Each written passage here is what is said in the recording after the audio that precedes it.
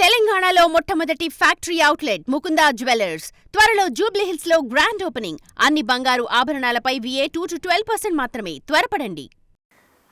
జగన్మోహన్ రెడ్డి విజయం కోసం షర్మిల నేను ఆయన వదిలిన బాణాన్ని అంటూ తిరిగింది. ఆ తర్వాత జగన్మోహన్ రెడ్డి షర్మిలను రాజకీయాల్లోకి రావటం ఇష్టం లేదు అంటూ అన్నారు. దానికి షర్మిల వెళ్ళిపోయింది. దాన్ని సమర్థిస్తున్నాను అని కూడా మీరు మాట్లాడారు. ఏమని? జగన్మోహన్ రెడ్డి షర్మిలను రాజకీయాల్లోకి రావద్దు అనడం సబబే అని. నా చెల్లి రాజకీయాల్లోకి వస్తానంటే నేను ఊరుకోను. ఎందుకు? అంత భయంకరంగా పొల్యూట్ అయిపోయింది పొలిటికల్ సిస్టమ్ అనేది. పొల్యూటెడ్. అంటే ఆడవాళ్ళు రాజకీయాల్లోకి రావద్దు అని నేను చెప్పను, బట్ మంచి రాజకీయాలు లేవు. ఇప్పుడు మీరే కదా మంచి రాజకీయాలు చేయాల్సి. ఎవరు చేయాలి? రాజకీయ నాయకులు. ఆ పరిస్థితులు ఇప్పుడు తండ్రి చనిపోయారు, రాజశేఖర రెడ్డి గారు చనిపోయిన క్రమంలో ఆమెను వ్యాపారాలు చూసుకోమన్న పరిస్థితులు ఉన్నాయి. ఆనాడు ఆమె ఏం చెప్తుంది? ఇప్పుడు మీరు అన్నారు జగన్మోహన్ రెడ్డి గారి కోసం కష్టపడి పాదయాత్ర చేసిందని. జగన్మోహన్ రెడ్డి గారి కోసం కష్టపడి షర్మిల పాదయాత్ర ఏం చేయలే. జగన్మోహన్ రెడ్డి గారి కోసం ఆనాడు భారతమ్మ కూడా పాదయాత్ర చేయడానికి రెడీగా ఉన్నారు. బట్ షర్మిల ఏంటంటే ముందుకు వచ్చారు.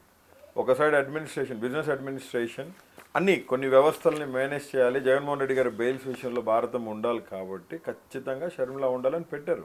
షర్మిల ఒక్కతే పాదయాత్ర నడుము బిగించుకుంటే అయిందా? షర్మిల వెనకాల చాలా పెద్ద వ్యవస్థ పనిచేసింది. ఆ వ్యవస్థ పేరు వైఎస్ భారతిరెడ్డి. కానీ షర్మిల రోడ్డు పైన నడిచి రాజకీయ ప్రత్యర్థుల పైకి బాణాలు వేసింది. జగన్మోహన్ రెడ్డి గారి సిస్టర్గా ఆమె బాధ్యత అది. మరి సిస్టర్గా బాధ్యత అయినప్పుడు ఆమె రాజకీయాల్లోకి రావాలి అని అనుకున్నప్పుడు గౌరవించాల్సిన అవసరం. వెయిట్ చేయాలి కదా, టైం వచ్చేంత వరకు వెయిట్ చేయాలి. అన్నం ఇవ్వనలేదే జగన్మోహన్ రెడ్డి గారు, ఇవ్వనలా. నీకే నువ్వు కాలుతో చనిపోయినావు. జగన్మోహన్ రెడ్డి గారు వెయిట్ చేయమన్నారు. ఈ లోపే దీని మధ్యలో చాలా పెద్ద కుట్ర జరిగింది. ఏం కుట్ర? కుట్రదారుడు ఉన్నాడు. ఇంకా అవన్నీ చెప్పేది కాదు, ఇప్పుడు మాట్లాడేది కాదు. షర్మిలమ్మ ఎందుకు జగన్మోహన్ రెడ్డి గారు, షర్మిలమ్మ తొందరపడింది అంతే. జగన్మోహన్ రెడ్డి గారు తప్ప అసలు ఎప్పటికీ ఉండదు. జగన్ అన్న says always about Sharmilamma is she my elder daughter. ఏదైనా కావచ్చు, యారగెంట్. ఇప్పుడు ఏదైనా సరే అన్న దగ్గర అన్నకి చెప్పావు, నా చెల్లి వచ్చి నన్ను ఒకటి అడిగింది, అమ్మ ఉండరా ఖచ్చితంగా చేద్దాం, వెయిట్ చేయమన్నావు. వెయిట్ చేయకుండా నీ ఇష్టానికి నువ్వు పోయి పార్టీ పెడితివి. తెలంగాణలో పార్టీ కట్టగట్టి మొత్తం అక్కడ తీసుకుపోయి పెట్టి, మరి ఎందుకు వెయిట్ చేయొచ్చు కదా? కాదు Anil garu, you have a right, you have to wait. నీకు రైట్ ఉన్నప్పుడు వెయిట్ చేయాల్సింది. ఖచ్చితంగా మేము కూడా అదే ఇప్పుడు బాధపడతాం. షర్మిల వెయిట్ చేస్తుంటే బాగుండేదేమో. జగన్మోహన్ రెడ్డి నోటి వెంట ఒక బూతు మాట కూడా రాదు. ఆయన చుట్టూ ఉన్న మీరందరూ ఎందుకు బూతులే మాట్లాడతారు? మేము మాట్లాడామని మీరు చెప్తారండి. మమ్మల్ని మాట్లాడిన మీరు ఒక్కరే కాదు, మీరు, నాని, వంశీ, చాలామంది ఉన్నారు. ఏ నాని? కొడాలి నాని. ఒకటి అరా మాట్లాడుండొచ్చు. ఒకటి అరా కాదే. మమ్మల్ని తిట్టేవాళ్ళు మాత్రం మమ్మల్ని తిట్టే, మమ్మలక్కలు దొబ్బేవాళ్ళు, మా పిల్లల్ని రోడ్డు మీదకి లాగేవాళ్ళు మీకు వినపడవు కదా. నేను అనేది మనుషులు కాదు. మీరు పవన్ కళ్యాణ్ తిట్టలేదు, జగన్మోహన్ రెడ్డి పవన్ కళ్యాణ్ గారు ఎప్పుడు తిట్లా, చంద్రబాబు నాయుడు గారు ఎప్పుడు తిట్లా, నారా లోకేష్ గారు ఎప్పుడు తిట్లా. మీ వాయిస్ అది. జగన్మోహన్ రెడ్డి గారు కూడా ఎప్పుడు తిట్లా, నా వాయిస్ అది. కానీ మమ్మల్ని తిట్టేవాళ్ళు నేను నాయకుడు అనుకుంటున్న జగన్మోహన్ రెడ్డి గారిని తిట్లా. నన్ను తిట్టారు, మా అమ్మని తిట్టారు, నా పిల్లాన్ని తిట్టారు, మా చెల్లెల్ని తిట్టారు. ఒకటి చెప్తా, గుర్తుపెట్టుకోండి. ఎస్, వాళ్ళు తిట్టారు, మేము కూడా ఒకటి అరం జారాం. నేను చెప్తున్నాను కదా, జగన్మోహన్ రెడ్డి గారు ఎప్పుడు తిట్టమని ఎవరికి చెప్పరు. ఎవరికి అసలు తిట్టేవాళ్ళు అంటే ఆయన చెప్తారు, కంట్రోల్ చేస్తారు. వద్దు అని ఎప్పుడైనా చెప్పారా? ఇలాంటి మాటలు వద్దు అని అన్నారా? 2-3 సార్లు చెప్పారండి. నేను అన్న అమ్మల్ని పిల్లల్ని తిడుతున్నారని అంటే దానికి కేసు పెట్టండి. జగన్మోహన్ రెడ్డి గారి ప్రభుత్వంలో ఈ రకంగా కేసులు పెట్టుకుంటూ పోతే వాళ్ళు ఉండేవాళ్ళండి? చెప్పండి. టీడీపీ పార్టీ ఆఫీస్ ముందుకు వచ్చేప్పుడు అతి కిరాతకంగా అప్పుడు ముఖ్యమంత్రిగా ఉన్న జగన్మోహన్ రెడ్డి గారిని నీ పెళ్ళాన్ డాష్, నీ అమ్మ డాష్, అతి భయంకరమైన మాటలు 41 నోటీస్ ఇచ్చి వదిలేసాం. ఒకటండి చెప్తాను, పెయిన్ అవ్వకూడదనా పెయినే. నేనేం చెప్పదలుచుకున్నానంటే ఫైనల్గా మీకు, ఈ తప్పు ఎందుకు జరిగింది అనిల్, ఇది నువ్వు ఇలా మాట్లాడావంటే ఐ డోంట్ హ్యావ్ ఆన్సర్. దానికి ఆన్సర్ ఒకటే, 22 కేసులు, 245 రోజులు, జైలు కుట్రపూరితంగా కక్షలతో కార్పణ్యాలతో పంతాలని నెగ్గించుకునేదానికి 3rd డిగ్రీలు ఇచ్చి మా టెస్టిస్ మీద ఆడపిల్లలతో కొట్టించే వీడియోలు తీసి ఆ వీడియోలు చూసి ఆనందపడిన పరిస్థితులు. బట్టలు ఉంచారా ఒంటి మీద? ఉన్నాయి బట్టలు ఉన్నాయి. నిజంగా చెప్తున్నాను బ్రదర్, ఎంత హ్యూమిలేట్ చేశారంటే ఉచ్చబోయడమేంది రోహిత్, ఉచ్చబోసేది ఏంది, వెనకాల తిరిగి సప్పట్లు కొట్టుకుంటా నవ్వుకుంటా పోవటం ఏంది. ఒక సిఐఓ ఒక ఎస్ఐఓ ఆయన తెలీదు, నోట్లో ఏదో వేసుకొని నవ్వులుతా ఊస్తాడు, అది మా చేతుల మీద పడిద్ది. సారీ అండి, ఎస్ ఒకసారి ఊసి సారీ చెప్తే తెలియదు అనుకుంటాం. 25-30 సార్లు ఊస్తూ ఉన్నాడు అనుకో కంటిన్యూగా, అది పడతా ఉందనుకో అతను నవ్వులేదు మన మీద, ఎట్లుంటుంది రోహిత్ చెప్పు. వాంటెడ్లీ వాళ్ళు ఏమేమి చేయాలనుకున్నారో అన్నీ చేశారు. నేను ఏలాడ కట్టి తీసుకుపోయేటప్పుడు వీడియో ఒక 1/2 అవర్ వీడియో, ఆ వీడియో లోకేష్ గారు చూడాలి, పవన్ కళ్యాణ్ గారు చూడాలి అని మీరు అనుకున్నారా? వాళ్ళు చెప్పారు, ఆఫీసర్స్ చెప్పారు. మాదేమీ లేదండి, పైనుంచి ఆర్డర్స్, ఖచ్చితంగా మీది కంప్లీట్, మీరు ఇక్కడ మా జీబ్ పోలీస్ జీబ్లో ఉన్నా కానీ ఒక వీడియో ముందు వెళ్తానే ఉంది, దయచేసి కోఆపరేట్ చేయండి అనిల్ గారు ప్లీజ్. ఏం చేస్తావు పాపం, నన్ను పట్టుకొని ఫుడ్ పెడితే 7-8 మంది ఉద్యోగాలు పోయినాయి. నేను ఏదో బిర్యానీ తింటున్నా అని చెప్పి లేచారు. కోర్టు పర్మిషన్ ఇస్తే స్టేషన్లో నేను ఒక బల్ల, నాకు బెడ్ అరేంజ్ చేయకుండా పోలీస్ స్టేషన్ మీద బల్ల ఏదో ఆడ పడుకోపోండి అని చెప్పి వాళ్ళు చెప్పారు పోలీసు వాళ్ళు. కోర్టు చెప్పింది కూడా చేయకుండా మీరు కంటెంప్ట్ ఆఫ్ ది కోర్ట్, అది నేను కోర్టుని అడిగితే కోర్టు నాకు చెప్తే మెడికేషన్ ఇవ్వండి, బెడ్షీట్ ఇవ్వండి, పరుపు ఇవ్వమని చెప్తే మీరు అవి కూడా ఇవ్వకుండా కనీసం టేబుల్ మీద పడుకోమంటే నేను పడుకున్నా. దానికి పాపం పోలీస్ స్టేషన్లో మొత్తాన్ని సస్పెండ్. 4:30-5 దాకా భోజనం చేయకుండా ఏదో ఒక హోటల్ కనపడింది నాకు, అక్కడ ఆగితే బోరుగడ్డకి బిర్యానీ పెడుతున్నారు, అది ఒక పెద్ద డిస్ప్లే. బిర్యానీ ఎవడన్నా తింటాడండి అసలు? అంత బాధలో ఉండి అసలు ఆ రోజు ఏం జరిగిందంటే నారాయణ రెడ్డి గారు, ఎస్ఐ నారాయణ రెడ్డి గారు, ఆయన వెనకాల కానిస్టేబుల్స్ తిడుతూ ఉన్నారు. సార్ 4:30 అయింది సార్, కూడి పెట్టించు, కళ్ళు తిరిగి కింద పడిపెట్టేట్టున్నాం. ఏంది సార్ పొద్దున్న టిఫిన్ సరిగ్గా లేదు, ఎందుకంటే రాజమండ్రి రావాలంటే వాళ్ళు ఒక నైట్ ముందు బయలుదేరాలి గుంటూరు నుంచి. తెల్లవారుజామున 5:30కి వచ్చి వాళ్ళు పేపర్ వేస్తే కానీ 9:30-10కి నన్ను తీసుకొచ్చి వాళ్ళకి అప్పచెప్పరు. 9:30-10కి నేను అక్కడ బయలుదేరితే మధ్యాహ్నం 2 గంటలకి కోర్టులో హాజరుపరచాలా. మళ్ళీ కోర్టులో హాజరుపరిచిన తర్వాత మొత్తం ఒక సిస్టమ్ అంతా ప్యాక్ అయ్యి పని చేసి మళ్ళీ నన్ను సాయంత్రం 6:30 లోపే నన్ను జైల్లో సబ్మిట్ చేయాలి. 6:30 లోపు నన్ను జైల్లో సబ్మిట్ చేయకపోతే మళ్ళీ గవర్నమెంట్ హాస్పిటల్ తీసుకుపోయి పోలీసు వాళ్ళు నన్ను ఏమి ఇబ్బంది పెట్టలేదు, నేను పోయేటప్పుడు అంత హెల్తీగా ఉన్నాను, వచ్చేటప్పుడు అంత హెల్తీగా ఉన్నాను అని చెప్పి రిపోర్ట్ తీసుకుని మళ్ళీ జైలుకి పోవాలి. 245 రోజులు ఈ రకంగా హింస పెట్టి ఆంధ్ర రాష్ట్రం మొత్తం ఆ మూల నుంచి మూలకి తిప్పి 22 కేసులు పెట్టి కస్టడీలకి ఇచ్చి 3rd డిగ్రీలు ఇచ్చి ఏలాడ తీసుకుంటా కఫ్ చేసి తీసుకుపోయి ఈ రకంగా చేశారు. అంటే ఈ మీరు జైల్లో బైబిల్ ఏదో చదివానని నేను నాకు మంచి టైం దొరికిందని చెప్పాలండి. బైబిల్ చదివాను బాగా, ప్రేయర్లో ఉన్నాను. బైబిల్ చదివిన తర్వాతే I my self decided that I want be change. I don't want be like this. ఎందుకంటే దేవుని మాట ఖడ్గం వంటిది. బీయింగ్ ఏ క్రిస్టియన్, నేను నా దేవునికి అవమానకరంగా కూడా నేను బతకూడదండి, తప్పది. కాబట్టి బైబిల్ మార్చిందండి నన్ను, ప్రామిస్. బైబిల్ నన్ను మార్చింది. నా తల్లి అంతకుముందు బైబిల్ చదవలేదా? లేదండి, చదవలేదు. చర్చికి కూడా వెళ్ళేవాడిని కానీ గుర్తాబద్దిగా వెళ్ళేవాడిని, జస్ట్ ప్రేయర్ చేసుకొని వచ్చి ఏదో నామకార్థంగా వెళ్ళేవాడిని. అనిల్ గారు ఇందాక ఏదో మాటలో నేను ఇంతకు ముందు అనిల్ అయితే ఈ క్వశ్చన్స్కి ఇంటర్వ్యూకి వేరే రకంగా ఉండేది అన్నారు కదా, ఏంటి అంతకుముందు అనిల్ అయితే ఎలా ఉండేది? తెలీదా? ఏం రోహిత్ కొత్తగా అడుగుతున్నావు? తెలీదా? ఎలా ఉండేది నీకు తెలీదా? ఎలా ఉండేది? సరే వదిలే, ఇంకొద్దు. రౌడీయా అనిల్? నేను అనట్లేదు కదా అనిల్ రౌడీయా. నువ్వు అంత లూజ్ క్యాచ్ చేసి మాట్లాడుండేవాడివి కాదు. నేను చెప్తున్నా కదా, యూ హ్యూమిలేటెడ్ మీ. నేను తీసుకుంటాను రోహిత్, నేను హ్యూమిలేట్ చేయను. నువ్వు అనుకుంటున్నావు అట్లా 1-6 వర్డ్స్ నన్ను బాధించినాయి, అయినా పర్లేదు. As a brother I will receive it. నేను ఓకే, ఏ వర్డ్స్ మిమ్మల్ని నేను నీ దగ్గర నుంచి అది నువ్వు తర్వాత రికార్డ్ మొత్తం తీసి చూసుకో, తెలుస్తుంది. నేను చెప్పాను, I regret my self, humbly I said ఎంత పెద్ద పాపికైనా పశ్చాత్తాపకు మించిన ప్రాయశ్చిత్తం ఇంకొకటి లేదు, గుర్తుపెట్టుకో ఈ మాట. నువ్వు ఎందుకు చేసావు అది తప్పంటే ఒకటి చెప్తా. సో పశ్చాత్తాపడ్డా ఖచ్చితంగా ఎందుకు పశ్చాత్తాపడ్ను? ఒకటి అరా వాగాను కదా, నేను కూడా మాట్లాడాను కదా. నా నాయకుడు ఎప్పుడు అట్లా నువ్వు మనుషుల్ని దూషించమని నా నాయకుడు ఎప్పుడు నాకు చెప్పలా. ఒక మాట చెప్పాలంటే ఆయన బాధపడేవాళ్ళు, ఎందుకు మాట్లాడుతున్నారు ఎట్లా మీరని. ఒక మాట చెప్పాలంటే మంచి మనసున్న మహారాజు మా నాయకుడు, నా అన్న మంచి మనసున్న మహారాజు. జగన్మోహన్ రెడ్డి గారికి ఉన్నంత ఓర్పు నాకు తెలిసి ఈ భారతదేశంలో రాజకీయాల్లో ఎవరికి ఉండదండి. అదే మరి ఆ మనసున్న మహారాజ్ పార్టీలో అనిల్ ఎందుకు జాయిన్ అవ్వలేదు? కొంతమంది అనిల్కి మా పార్టీకి సంబంధం లేదు అని కొన్ని స్టేట్మెంట్స్ ఇవ్వాల్సిన పరిస్థితి ఎందుకు వచ్చింది? ఇప్పుడు జగన్మోహన్ రెడ్డి గారు స్టేట్మెంట్ ఇవ్వలేదు, లేదా అన్ని జగన్మోహన్ రెడ్డి డీలేరుగా అన్నీ ఇవ్వలేరు. పార్టీ అధినేత ఆయనే కదా.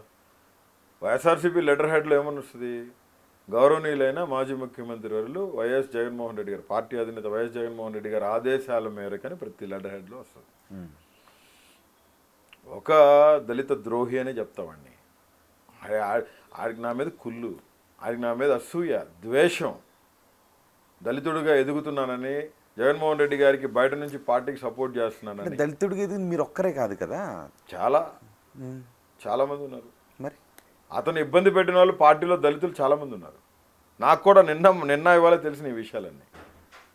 అలా అతను ఎవరో కూడా నాకు తెలియదు. ఎందుకంటే పార్టీకి వర్క్ చేస్తున్న వాడిని ఖచ్చితంగా నేను కూడా రిసీవ్ చేసుకుంటాను. నేను ఇంటర్వ్యూలో కూడా చెప్పాను, ఇంకెవరున్నారా వైసీపీలో ప్యాక్ ఆఫ్ పీపుల్ అతను ఇద్దరు పేర్లు ఎవరి పేర్లు చెప్పినాడు. నేను ఇక రికార్డింగ్ పంపిస్తా, డిస్ప్లే చేసి చేసుకో. ఓకే రోహిత్, నేను ఒక్కటే చెప్తున్నాను, నీకు ఒకటి చెప్పదలుచుకున్నా, ఖరాఖండిగా మీడియాకి కూడా చెప్తాను. I'm only working for Jagan అన్న, not any other.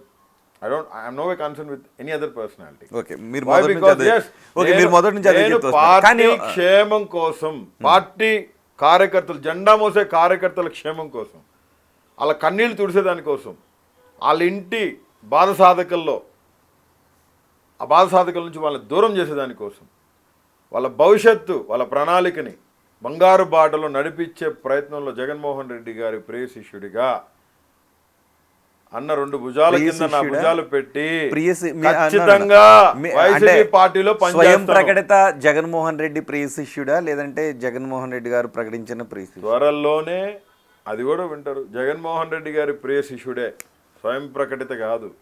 Borugadda Anil Kumar Jaganmohan Reddy ప్రియ శిష్యుడు ఒకటోసారి, బోరుగడ్డ అనిల్ కుమార్ జగన్మోహన్ రెడ్డి ప్రియ శిష్యుడు రెండోసారి, బోరుగడ్డ అనిల్ కుమార్ వైఎస్ జగన్మోహన్ రెడ్డి గారి ప్రియ శిష్యుడు మూడోసారి. లాక్ చేసి స్టాంప్ వేస్తారు. రాబోయే ఎన్నికల్లో మీరు వైసీపీ నుంచి పోటీ చేయబోతున్నారు, రైట్? సజీవుడైన నా దేవుడి చిత్తంతో, దేవుడి చిత్తమైతే, జగన్మోహన్ రెడ్డి గారి ఆశీస్సుల మేరకి, దేవుని చిత్తం అయితే, మళ్ళీ చెప్తా ఉన్నా, నేను ఏ రోజు ఏ పదవులు ఆశపడలేదు, ఆశపడను. వైఎస్ఆర్సీపీ పార్టీ కార్యకర్తగా దూరం నుంచి అన్నని ప్రేమిస్తూనే ఉంటాను, అన్న కోసం పనిచేస్తూనే ఉంటాను. ఆయన మొహంలో ఆ చిరునవ్వు ఎప్పుడు చెరిగిపోకూడదు. పార్టీ క్షేమం, జెండా ఎప్పుడు రెపరెపలాడుతూనే ఉండాలి. బోరుగడ్డ అనిల్ కుమార్ వైఎస్ఆర్సీపీ సైనికుడు. ఏ కారుమూరో, ఏ గీర్మూరో, ఏ ఉల్ఫా తుల్ఫాగాడు, ఏ గొట్టంగాడు ఏం మాట్లాడుకున్నా ఐ డోంట్ కేర్. పిల్ల వెంట్రుకతో సమానం నాకు.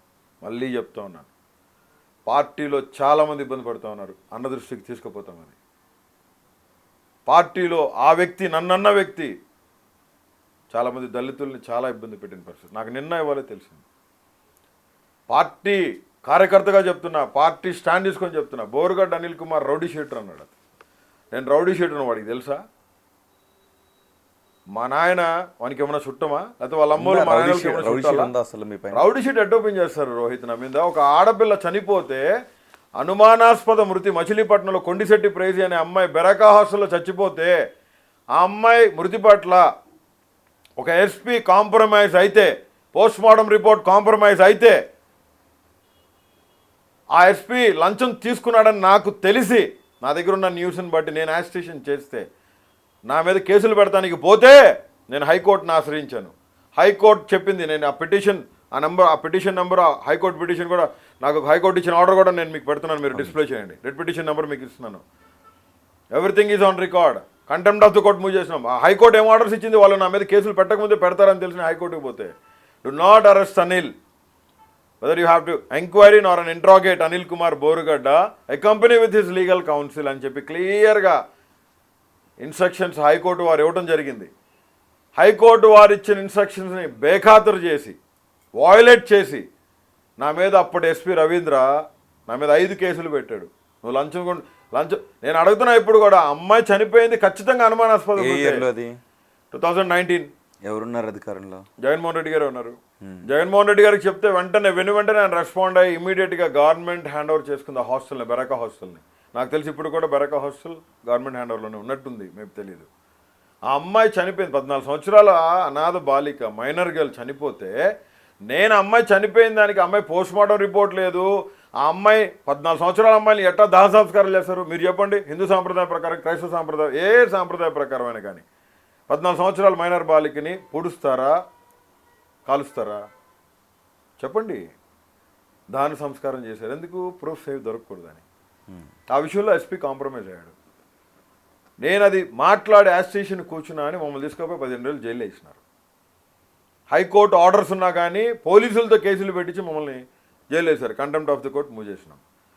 ఆ కేసులో ఆ ఎస్పీ అది ఆ యాజిటేషన్ అంతా బాగా సోషల్ మీడియాలో వైరల్ అయిపోయిందని చెప్పి అతను పర్సనల్గా తీసుకొని అక్కడ కృష్ణా జిల్లాలో రౌడీ షీట్ ఓపెన్ చేసి గుంటూరుకి ట్రాన్స్ఫర్ చేశాడు. అసలు అతని మీద కేసులే పెట్టదురా బాబు అని చెప్పి హైకోర్టు ఆర్డర్ ఉంటే, ఆ కేసులో 5 కేసులు పోలీసు వాళ్ళతో పెట్టించిన కేసులు, 5 కేసులు పోలీసు వాళ్ళతో పెట్టించిన కేసులు. దాంట్లో నాకు రౌడీ షీట్ ఎట్ ఓపెన్ చేస్తావు? 3 FIRలు దాటితే rowdy sheet. There is a high court orders. I'm not talking about the FIR. So ఇప్పుడు I'm not talking about the FIR. ఇప్పుడు రౌడీ షీట్ ఉందా లేదా? రౌడీ షీట్ ఎట్టుంటది? హైకోర్టు పరిధిలో కంటెంప్ట్ ఆఫ్ కోర్ట్ మూవ్ చేసినాం. హైకోర్టు ఆర్డర్స్ ప్రకారం rowdy sheet నాకు లేదు. బట్ నువ్వు అంటున్నావు పోలీస్ రికార్డ్స్ ప్రకారం. పోలీస్ రికార్డ్ ప్రకారం ఉంటే కోర్టులో సమాధానం చెప్పుకుంటారు పోలీసు వాళ్ళు. గవర్నమెంట్ ఆఫ్ ఏపీ పోలీసు వాళ్ళు ఆ కోర్టులో చెప్పుకుంటారు. Contempt of the court move చేసిన నేను, నా మీద ఇల్లీగల్గా రౌడీ షీట్ ఓపెన్ చేశాను. నేను సంతకం పెట్టలా. రౌడీ షీట్ ఓపెన్ చేయాలంటే నా కుటుంబ సభ్యులకు తెలియాలా, ఎగ్జిక్యూటివ్ మ్యాజిస్ట్రేట్ సంతకం పెట్టాలా? అసలు నా సంతకం ఫోర్జరీ. దాంట్లో నాకు రౌడీ షీట్ ఎట్ ఓపెన్ చేస్తారండి?